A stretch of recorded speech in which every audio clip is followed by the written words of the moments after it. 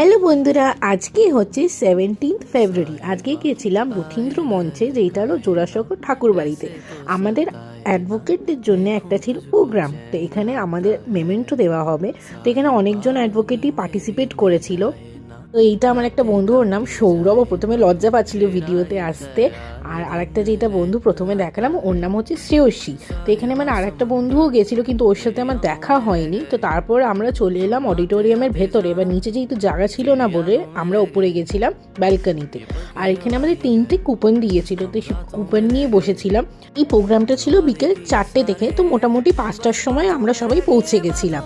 তো প্রথমে গান হলো, তো গান হওয়ার পর স্টার্ট হবে আমাদের রিচুয়াল সেরিমনিটা।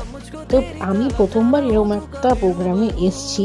এর আগে কলেজ লাইফে বিভিন্ন সেমিনারে গেছি, কিন্তু অ্যাডভোকেট হওয়ার পর প্রথমবার এরকম একটা সুন্দর প্রোগ্রামে এসেছি।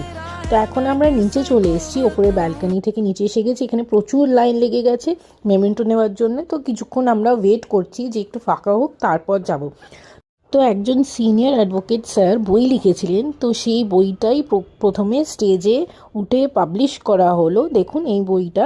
তো তারপরে অ্যাওয়ার্ড দেওয়া স্টার্ট হলো, আর প্রচুর ভিড় ছিল। প্রায় 1300 জন মতন অ্যাডভোকেট এসেছিল।